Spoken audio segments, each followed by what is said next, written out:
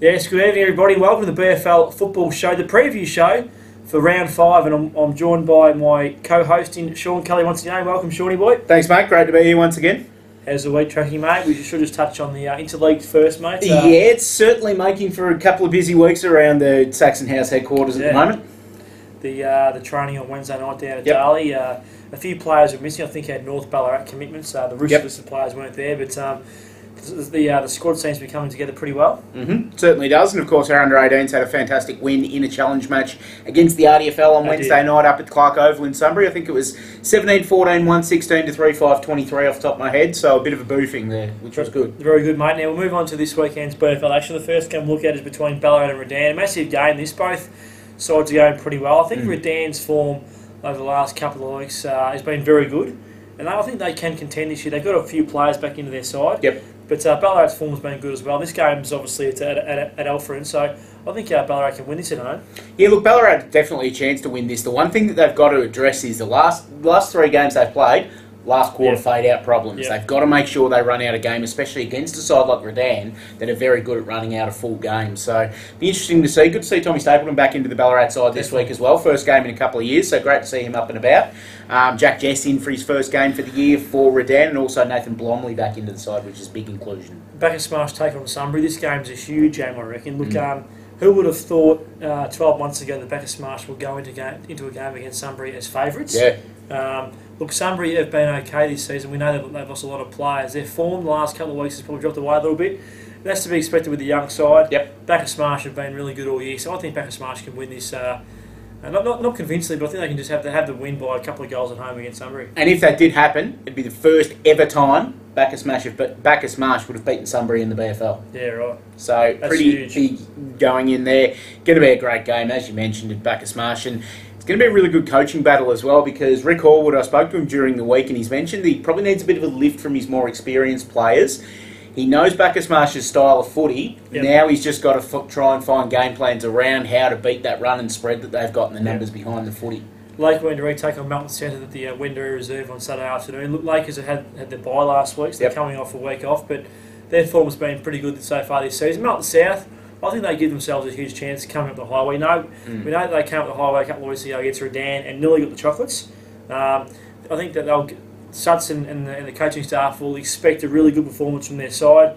Look, I think Lake Wendouree at home can win this. It's going to be a fine day, which means the Wendouree Reserve will be in good nick, which is great to see. Webby's done a really good job with the Lake Wendouree side. Very young side. I think they can win by a couple of goals. Yeah, look, Lake Wendouree will start favourites here, but we said on the show last week that I thought last week was must win for Melton South, and they literally got nutted in the last minute of the game. They can't afford to drop this one. It's hanging on the edge. Just with some results last week, Melton South is still a chance, but they're hanging on the edge.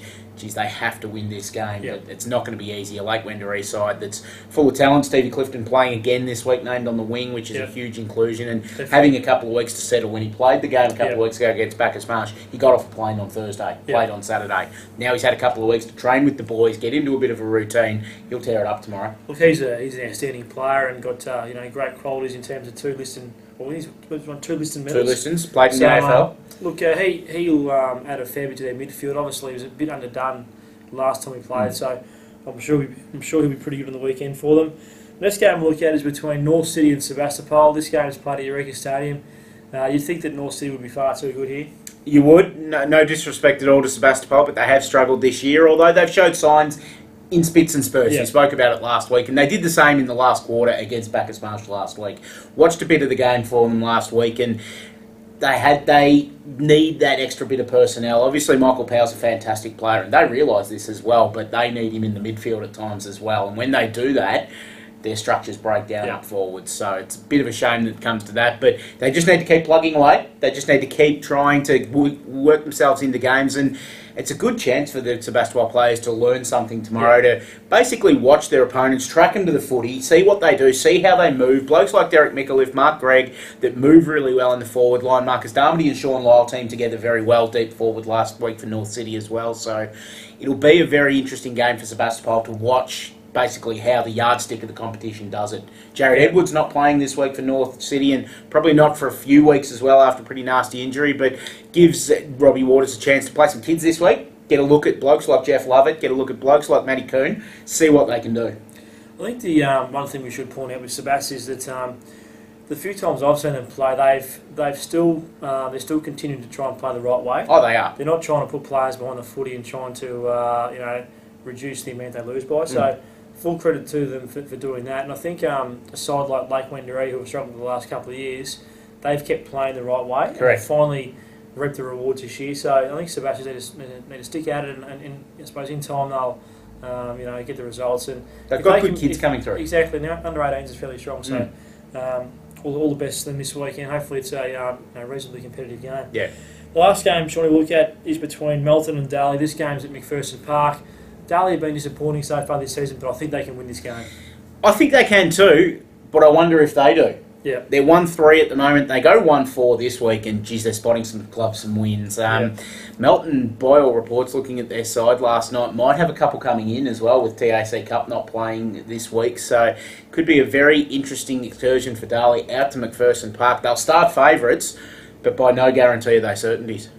No, for sure, mate. It's a must-win game. I think everyone thought at the start of the season Darley would be top 3 or 4, so they can't afford to be 1-4 after 5 rounds. And look, realistically, the games that they've lost in between 12 and 18 points, Yep. so they haven't been far away from the mark. And with a little bit of luck, they could be 4-zip right now. Definitely. But they're not. They're 1-3. They've got to get this win tomorrow, otherwise they could miss. Yep. Shawnee, what's on for your weekend, mate? How are you feeling it in? Round the grounds, mate. Reckon I'll get down to have a look at Ballarat Redan. Might sneak down to Wendouree Reserve as well, just to make sure Gilbo's not getting ahead of himself again. Yeah. We need to keep an eye on that boy. And the pit stop. Yeah, of course. Party boy Pitson. Make sure his feet are well and truly on the ground. Very much so. Shawnee, thanks very much for joining us in the BFL Footy Show for another week, mate. Thanks, mate. Great to be here again. As we all know, the show is proudly supported by McDonald's Ballarat and also Ballarat Toyota. Thanks for joining us. See you next week. Goodbye for now.